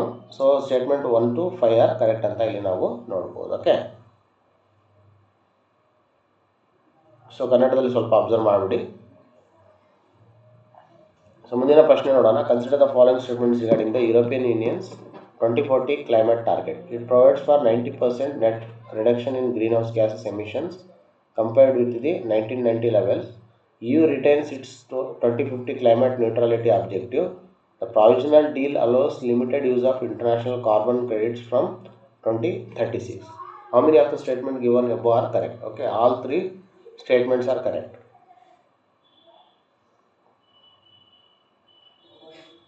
So regarding DPIIT's 2025 discussion on AI and copyright, consider the following statement. A hybrid or blanket licensing model for AI training was proposed for the discussion. The proposed contemplated lawful access to the copyrighted work for training rather than the individual licenses for every work. Royalty obligations were proposed to arise when AI products are commercialized. The working paper represented a proposal for consultation rather than a already operative final copyright law. So all 4 statements are correct. DPIITಯ 2025 AI copyright ಚರ್ಚಾಪತ್ರ ಕುರಿತು ಕೆಳಗಿನ ಹೇಳಿಕೆಗಳನ್ನು ಪರಿಗಣಿಸಿ. AI training hybrid ಅಥವಾ blanket licensing ಮಾದರಿಯನ್ನು ಚರ್ಚೆಗೆ ಪ್ರಸ್ತಾಪಿಸಲಾಯಿತು. ಪ್ರತಿಯೊಂದು ಕೃತಿಗೂ ಪ್ರತ್ಯೇಕ ಲೈಸೆನ್ಸ್ ಪಡೆಯುವುದಕ್ಕೆ ಬದಲಾಗಿ lawfully access to copyrighted works ಕುರಿತ ಸಮಗ್ರ ವ್ಯವಸ್ಥೆ ಪರಿಗಣಿಸಲಾಯಿತು. AI ಪ್ರಾಡಕ್ಟ್ ವಾಣಿಜ್ಯೀಕರಣಗೊಂಡಾಗ ರಾಯಲ್ಟಿ ಅಬ್ಲಿಗೇಷನ್ ಉಂಟಾಗುವ ಮಾದರಿಯನ್ನು ಚರ್ಚಿಸಲಾಯಿತು. ವರ್ಕಿಂಗ್ ಪೇಪರ್ ತಕ್ಷಣ ಜಾರಿಯಾದ ಅಂತಿಮ ಕಾಪಿರೈಟ್ ಲಾ ಅಲ್ಲ, ಕನ್ಸಲ್ಟೇಷನ್ ಪ್ರಪೋಸಲ್ ಆಗಿತ್ತು. ಸೊ ಎಲ್ಲ ಹೇಳಿಕೆಗಳು ಇಲ್ಲಿ ಸರಿಯಾಗಿದೆ. ಸೊ ಮುಂದಿನ ಪ್ರಶ್ನೆ ನೋಡೋಣ. ವಿತ್ ರೆಫರೆನ್ಸ್ ಟು ದಿ ಪ್ರಧಾನಮಂತ್ರಿ ಗರೀಬ್ ಕಲ್ಯಾಣ ಅನ್ನ ಯೋಜನಾ, consider the following statement. It originated as A Covid period food security intervention. Its beneficiaries are linked with the coverage under the National Food Security Act. The original additional food grain phases continued up to the end of 2022. Free food grain under the restructured arrangements were extended for 5 years from January 1 to 2024. About 78.9 crore beneficiaries were receiving the free food grain as of October 2025. How many of the statement given above are correct ಅಂತ ಕೇಳ್ತಾರೆ. So all 5 statements are ಇಲ್ಲಿ correct ಇದೆ ಅಂತ ನಾವಿಲ್ಲಿ ನೋಡ್ಬೋದು. Okay, ಮುಂದಿನ ಪ್ರಶ್ನೆ ಹೋಗೋಣ. Consider the following statements regarding the UNEA 7 and India's wildfire management proposal. UNEA 7 adopted an India-led resolution on strengthening global wildfire management. UNEA 7 was held in Nairobi. The resolution emphasized prevention and early warning rather than only post-fire relief. Risk mapping, satellite monitoring and community alerts form part of the contemporary wildfire management. FAO and UNEP are associated with the Global Fire Management Hub. UNEA is the annual conference of the parties of the UNFCCC. So statement 1 to 5 are correct. Statement 6 is the wrong statement. Okay. ಮುಂದಿನ ಪ್ರಶ್ನೆ ಹೋಗೋಣ. Consider the following statement about the APAR. APAR is a unique 12-digit permanent academic identity for students. It is aligned with the NEP 2020 and the National Credit Framework ecosystem. It can help integrate academic records with platforms such as DigiLocker and Academic Bank of Credits. So all three statements are correct. Okay. ಅಪಾರ್ ಕುರಿತು ಕೆಳಗಿನ ಹೇಳಿಕೆಗಳನ್ನು ಪರಿಗಣಿಸಿ. ಅಪಾರ್ ವಿದ್ಯಾರ್ಥಿಗಳಿಗೆ 12 ಅಂಕಿಯ ಶಾಶ್ವತ academic identity ಆಗಿದೆ. ನೋಡಿ, 12 ಅಂಕಿಯ ಇದು NEP 2020 ಮತ್ತು ನ್ಯಾಷನಲ್ ಕ್ರೆಡಿಟ್ ಫ್ರೇಮ್ವರ್ಕ್ ಎಕೋಸಿಸ್ಟಮ್ ಜೊತೆ ಹೊಂದಾಣಿಕೆ ಆಗುತ್ತದೆ. ಡಿಜಿಲಾಕರ್ ಮತ್ತು ಅಕಾಡೆಮಿಕ್ ಬ್ಯಾಂಕ್ ಆಫ್ ಕ್ರೆಡಿಟ್ ಜೊತೆ ಶೈಕ್ಷಣಿಕ ದಾಖಲೆಗಳನ್ನು ಸಂಪರ್ಕಿಸಲು ನೆರವಾಗುತ್ತದೆ. ಸೊ ಎಲ್ಲ 3 ಹೇಳಿಕೆಗಳು ಇಲ್ಲಿ ಸರಿಯಾಗಿದೆ ಅಂತ ನಾವು ನೋಡ್ಬೋದು. ಮುಂದಿನ ಪ್ರಶ್ನೆ ಹೋಗೋಣ. Regarding Australia's under-16 social media restriction that took effect in December 2025, consider the following statements. The threshold age is 16 years. Covered platforms must take reasonable steps to prevent under-60s from the holding accounts. The regulatory burdens falls primarily on platforms rather than criminalizing children for using social media. So every digital communication service, including all messaging and educational platforms without exception, is automatically covered. Okay. So statement 1 to 3 are correct. Fourth statement is wrong ಅಂತ ಹೇಳ್ಬೋದು ಇಲ್ಲಿ. So ಹಾಗಾಗಿ 3 ಹೇಳಿಕೆಗಳು ಮಾತ್ರ ಸರಿಯಾಗಿರೋದ್ರಿಂದ ಉತ್ತರ ಆಗಿರುತ್ತೆ C. Consider the following statements regarding the developments in the occupied West Bank in December 2025. Israeli authorities advanced or finalized plans for hundreds of additional settlement housing units. One reported approval inward 764 units across the 3 settlements. Israel's cabinet also moved to regularize or recognize additional settlements. The legality of Israeli settlement in the occupied West Bank remains a major issue under the international law and diplomacy. The developments related exclusively to the Israeli statement inside the Gaza Strips. So only 4 statements are correct out of the given 5 statements. Statement 1 to 4 are correct. Okay. So statement 1 to 4 are correct ಅಂತ ಇಲ್ಲಿ ನಾವು ನೋಡಬಹುದು. So ಮುಂದಿನ ಪ್ರಶ್ನೆ. Regarding the December 2025 US decision concerning the NVIDIA chips and China, consider the following statement. The decision concerned NVIDIA's H100 AI chips. The proposed exports remained subject to security review. 25% US government fee was associated with permanent shipments. The policy did not amount to unrestricted export of NVIDIA's newest Blackwell chips. H200 belongs to an old generation than Blackwell. The decision abolished all US semiconductor exports controls on China. Only 5 statements. Statement 1 to 5 are correct ಅಂತ ನಾವು ಇಲ್ಲಿ ನೋಡಬಹುದು. Okay. So 6 statement ಇಲ್ಲಿ ತಪ್ಪಾಗಿದೆ ಅಂತ ನಾವು ನೋಡಬಹುದು. So with reference to Karnataka Suji scheme, consider the following statement. Karnataka Suji ಯೋಜನೆ ಕುರಿತು ಕೆಳಗಿನ ಹೇಳಿಕೆಗಳನ್ನು ಪರಿಗಣಿಸಿ. ಅರ್ಹ ಶಾಲಾ ಅಥವಾ ಕಾಲೇಜು ವಿದ್ಯಾರ್ಥಿನಿಯರಿಗೆ ಉಚಿತ ಸ್ಯಾನಿಟರಿ ನ್ಯಾಪ್ಕಿನ್ ನೀಡುವುದು ಯೋಜನೆಯ ಉದ್ದೇಶವಾಗಿದೆ. ಕೋವಿಡ್ ಅವಧಿಯಲ್ಲಿ ಯೋಜನೆ ಸ್ಥಗಿತಗೊಂಡು ನಂತರ ಪುನರಾರಂಭವಾಯಿತು. 2025-26 ವ್ಯವಸ್ಥೆಯಲ್ಲಿ ಅರ್ಹ ಲಾಭಾರ್ಥಿಗಳಿಗೆ ವರ್ಷಕ್ಕೆ 12 ಕಿಟ್ಸ್, ಪ್ರತಿಯೊಂದರಲ್ಲಿ 10 ಪ್ಯಾಡ್ ನೀಡುವ ವ್ಯವಸ್ಥೆ ಇತ್ತು. ಸೊ ಎಲ್ಲ 3 ಹೇಳಿಕೆಗಳು ಇಲ್ಲಿ ಸರಿಯಾಗಿದೆ ಅಂತ ನಾವು ನೋಡ್ಬೋದು. ಸೊ ಜೆಲೆನ್ಸ್ಕಿ ಮತ್ತು ನ್ಯಾಟೋ ಕುರಿತು ಕೆಳಗಿನ ಹೇಳಿಕೆಗಳನ್ನು ಪರಿಗಣಿಸಿ. ಶಾಂತಿ ಒಪ್ಪಂದದ ಸಾಧ್ಯತೆ ಭಾಗವಾಗಿ ನ್ಯಾಟೋ ಸದಸ್ಯತ್ವದ ತಕ್ಷಣ ಆಶಯವನ್ನು ಕೈಬಿಡಲು ಸಿದ್ಧತೆ ಸೂಚಿಸಿದರು. ಇದನ್ನು ವಿಶ್ವಾಸಾರ್ಹ ಸೆಕ್ಯುರಿಟಿ ಗ್ಯಾರಂಟೀಸ್ ಬೇಡಿಕೆಯೊಂದಿಗೆ ಸಂಪರ್ಕಿಸಲಾಯಿತು. ಬರ್ಲಿನ್ನಲ್ಲಿ ನಡೆದ ಪೀಸ್ ರಿಲೇಟೆಡ್ ಟಾಕ್ಸ್ ಸಂದರ್ಭದಲ್ಲಿ ಹೇಳಿಕೆ ಹೊರಬಂದಿತು. ಈ ಹೇಳಿಕೆಯಿಂದ ನ್ಯಾಟೋ ಅಧಿಕೃತವಾಗಿ ಯುಕ್ರೇನನ್ನು ಸಂಘಟನೆಯಿಂದ ಹೊರಹಾಕಿತು. ಓಕೆ. ಸೊ 1ರಿಂದ 3 ಹೇಳಿಕೆಗಳು ಮಾತ್ರ ಸರಿಯಾಗಿದೆ. 4ನೇ ಹೇಳಿಕೆಯಲ್ಲಿ ತಪ್ಪಾಗಿದೆ ಅಂತ ನಾವು ನೋಡ್ಬೋದು. ಸೊ ಮುಂದಿನ ಪ್ರಶ್ನೆಗೆ ಹೋಗೋಣ. with reference to the Sabka Bima Sabki Raksha Amendment of Insurance Laws Bill, consider the following statement. Parliament passed it in December 2025. It raised the permissible FDI limit in Indian insurance companies from 74% to 100%. It amends the Insurance Act 1938. It also amends the LIC Act and the IRDA Act. The final legislation essentially introduced a composite license permitting every insurers to simultaneously sell life, general or health insurance under the one entity. So only 4 statements. Statement 1 to 4 are correct. Okay.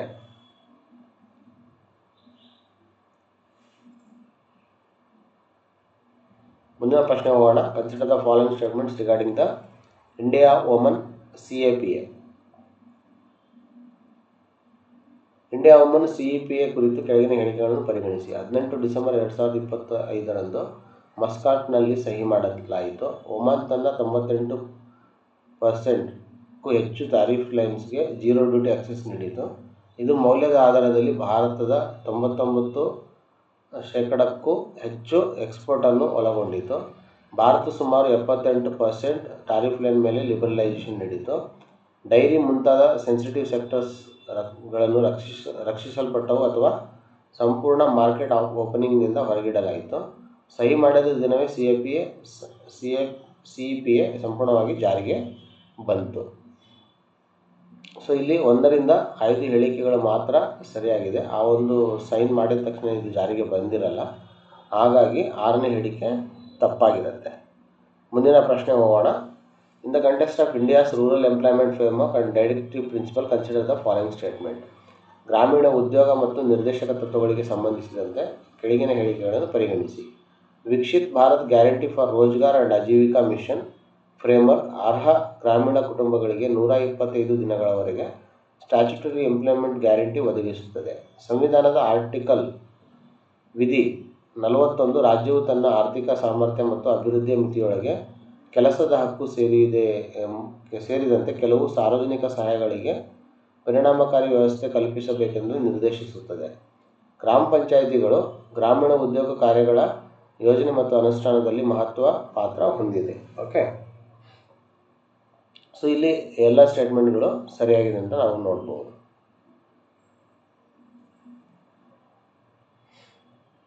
So ಮುಂದಿನ ಪ್ರಶ್ನೆ ನೋಡೋಣ. Consider the following statements regarding the securities market code bill. Securities market code bill ಕುರಿತು ಕೆಳಗಿನ ಹೇಳಿಕೆಗಳನ್ನು ಪರಿಗಣಿಸಿ. SEBI Act 1992, Depositories Act 1996 and Securities Contracts Regulation Act 1956ಗಳನ್ನು ಏಕೀಕರಿಸುವ ಉದ್ದೇಶವಿದೆ. ಸೆಬಿಗೆ ವ್ಯಾಪಕ ತನಿಖಾ ಮತ್ತು ಇನ್ಫಾರ್ಮೇಷನ್ ಗ್ಯಾದರಿಂಗ್ ಪವರ್ಸ್ ಪ್ರಸ್ತಾಪಿಸುತ್ತದೆ. ಇದನ್ನು ಪಾರ್ಲಿಮೆಂಟರಿ ಸ್ಟ್ಯಾಂಡಿಂಗ್ ಕಮಿಟೀಸ್ಗೆ ಕಳುಹಿಸಲಾಯಿತು. ಬಿಲ್ ಮಂಡಿಸಿದ ಕ್ಷಣದಲ್ಲಿ 3 ಹಳೆಯ ಕಾಯ್ದೆಗಳು ಸ್ವಯಂಚಾಲಿತವಾಗಿ ರದ್ದಾದವು. ಸೊ ಕೇವಲ 3 ಹೇಳಿಕೆಗಳು ಸರಿಯಾಗಿದೆ ನೋಡಿ. 1ರಿಂದ 3 ಹೇಳಿಕೆಗಳು ಮಾತ್ರ ಇಲ್ಲಿ ಸರಿಯಾಗಿದೆ ಅಂತ ನಾವು ನೋಡ್ಬೋದು. ಸೊ ಮತ್ತೆ ಕೊನೆಯ ಪ್ರಶ್ನೆ ನೋಡೋಣ. With reference to the Dhruva 64, consider the following statements. It was developed by CDAC. It is a 64-bit dual-core microprocessor. Its operating frequency is around 1 GHz. It forms part of India's indigenous processor development efforts and is based on the RISC-V ecosystem. It is a proprietary x86 processor designed and manufactured by Intel for India. So how many statements correct ಅಂತ ನೋಡೋದಾದರೆ statement 1 to 4 are correct. So 5th statement is the wrong statement ಅಂತ ಇಲ್ಲಿ ನಾವು ನೋಡ್ಬೋದು. So ಇದಾಗಿತ್ತು ಇವತ್ತಿನ ಪ್ರಶ್ನೆಗಳ ಒಂದು ಸರಣಿ. ಸೊ ಈ ಪ್ರಶ್ನೆಯ ಒಂದು PDF ಏನಾದರೂ ಬೇಕಂತ ಹೇಳಿದ್ರೆ ನೀವು ನಮ್ಮ infiniteiasks.comಗೆ ಭೇಟಿ ನೀಡಿದರೆ ನಿಮಗೆ ಸಿಗುತ್ತೆ. ಇನ್ನೂ ಹೆಚ್ಚಿನ ಈ ಥರ ಪ್ರಶ್ನೆಗಳು ಬೇಕಾದರೂ ಕೂಡ ನಿಮಗೆ ಅಲ್ಲಿ ಡೌನ್ಲೋಡ್ ಮಾಡ್ಕೋಬೋದು. ಈ ಒಂದು ಸೀರೀಸ್ ನಿಮಗೆ ಇಷ್ಟ ಆಗ್ತಾ ಇದೆ ಅಂತ ಹೇಳಿದ್ರೆ ನಮಗೆ ಕಮೆಂಟ್ ಬಾಕ್ಸಲ್ಲಿ ತಿಳಿಸಿ, ಮತ್ತು ಲೈಕ್ ಕೂಡ ಮಾಡಿ. ಈ ಚಾನಲ್ನ ಸಬ್ಸ್ಕ್ರೈಬ್ ಕೂಡ ಮಾಡ್ಕೊಳ್ಳಿ, ಸೊ ದಟ್ ವಿಡಿಯೋ ಅಪ್ಲೋಡ್ ಮಾಡಿದ ತಕ್ಷಣ ನಿಮಗೆ ಸಿಗುತ್ತೆ. ಇದು ನಿಮ್ಮ ಮುಂದಿನ KSನ ಒಂದು ಗುರಿ ಇಟ್ಕೊಂಡು ಮಾಡ್ತಾ ಇರೋಂಥ ಒಂದು ಸೀರೀಸು. ಹಾಗಾಗಿ KS ಆಸ್ಪಿರೆಂಟ್ಗೆ ಇದು ತುಂಬ ಯೂಸ್ ಆಗುತ್ತೆ ಅಂತ ನೆನಪಿಟ್ಕೊಂಡು ಈ ಸೀರೀಸ್ನ ಫಾಲೋ ಮಾಡಿ. All the best for your preparation. Thank you.